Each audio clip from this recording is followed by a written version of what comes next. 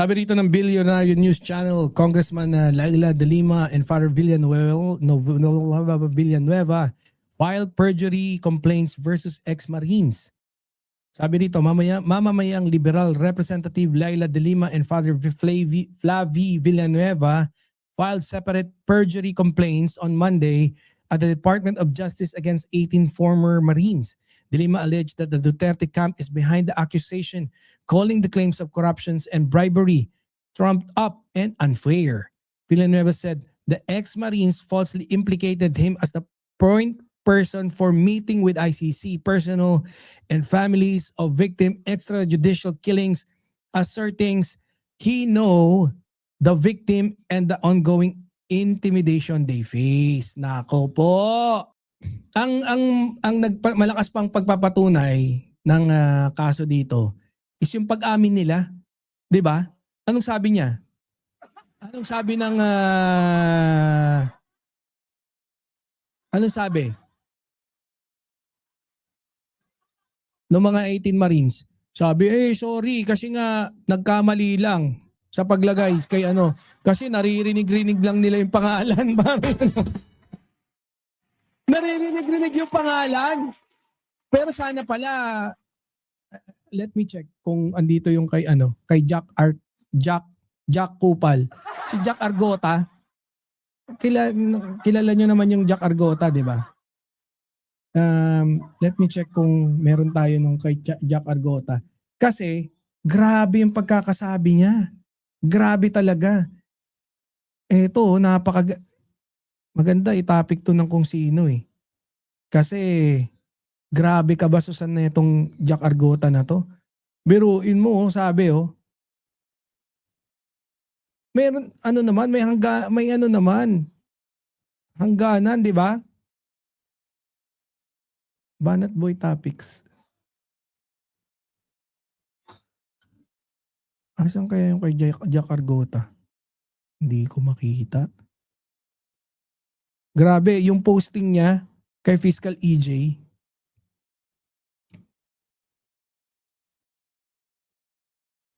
Wala, hindi ko makikita yun. Yung posting ni Jack Argota kay PBBM, wala na, binura niya yata. Tingnan ko kay Fiscal EJ. Kasi grabe. No, yung pagkakasabi niya parang, bakit lagi kayo magkasama? Father Flavie and Laila De Lima, nagtotot na ba kayo? Ganun, sabi ko, grabe pinost niya yun. Walang hiya talaga, no? Ang dami mga bastos na lumalabas ngayon, no? Putya, ngongo ka na, bastos ka pang kupal ka. Grabe, no? Alam nyo, yan ang isang malaking ano ng internet eh. Kasi dati, hindi mo naman pwedeng sabihin yan ng ano eh. Kung sinabi mo yan, hindi yan makakarating dun sa pagsasabihan. Pero kunyari yung harapan mong sasabihin yan, sasapakan na yan. Di ba? Ngayon, pati yung mga duwag, putya, ang lalakas na ng loob ngayon magsalita ng kung ano-ano dahil nakatago sa likod ng camera. Putya, kung pasapa ko sila kay Tolnyolo, tapang yun. Si Tolnyolo, putya, may sinindak yun sa bridge. Kala ko itutulak dun sa ano eh. Andiyan ba si Tolnyolo? Kala ko itutulak sa Mount Kamuning eh. Yung isang DDS na vlogger, sabi ko lang yata si Nyolo, itutulak pa yata sa Mount Kamuning. Oh. Hindi, pero ito, balik tayo dito. No, balik tayo dito na segue na tayo eh. Hindi kasi ito tama lang din to, no. Deserve naman nung 18 Marines ngayon na masampahan sila ng kaso. Yung pagkakamali na yon, talagang malaking pagkakamali yun. Mali eh. No? Dapat talaga maparusahan sila kung meron talagang kaukulang parusa na kailangang ipataw sa kanila, itaga sa mukha nila. Putya, biruin mo ano yun, libre lang. Ang sabi, kumulekta ka ng limpak-limpak na pera, mali-maleta, ganun. Tapos mamaya-maya, paglekat-lekat mo, putya, hindi nila na na 20 nagkamali sila na kailan lang naging congressman itong si Senator Laila De Lima, now congressman. anong gagawin natin? Sorry na lang daw, sabi ni Baligod.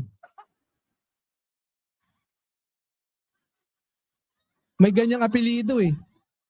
Bopol din eh. Katunog! Katunog! Baligod! Baligod pala. Kala ko. May ganyan eh. Di ba? Yun nga eh. Biruin mo, tas sorry na lang, ganun. Sorry, nagkamali kami. Walang demandaan. Puta ngayon, may pautot pa si ano eh. May pautot pa ngayon sino ba to? Si Mike Defensor naman, sabi niya. Nabasa ko, ito may ano pa, may facial expression pa eh. Kala mo talaga, totoo yung sinasabi. Oh. Sabing gano'n, binabasa eh. Biruin mo. Binabasa ko yung ano, pucha may... Sabi ni, si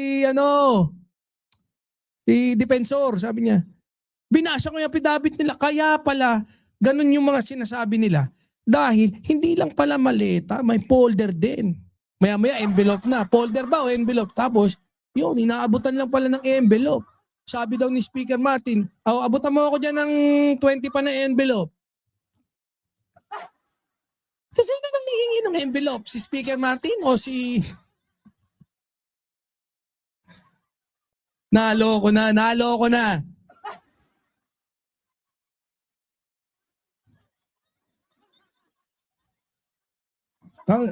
Biruin mo kung isa ka sa taga-bilang doon, dami mo ring pera, di ba? Kunyari, sa isang maleta, hindi nabibilangan yung 41 million. Ano ba naman yung kumuha ka ng mga 100,000, di ba? 100,000, ganyan lang yun, oh. 50. Pucha, 5 million ka agad yun. 50 na maleta, kukuha ka ng tigo 100,000. Ano may 5 million ka na agad. Mas malaki pa kinita mo. Limited pa yung accountability mo. Balik. Pucha na, saan na tayo napunta? Ayop na yan. Pero ito, diba? Ito nga. Ngayon, marami na nagsampa ng kaso rito. I do believe yung Bucor dati, nagsampa rin ng kaso, and si Senator Antonio Trillanes nagsampa rin ng kaso.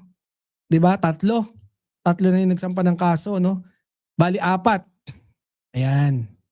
So napakaganda. Very exciting. And I think lumabas na yung subpoena.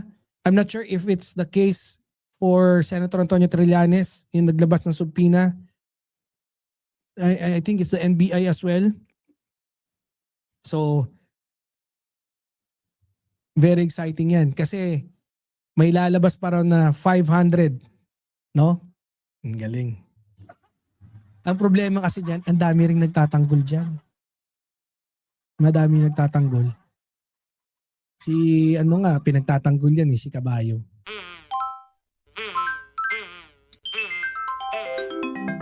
Kukulango.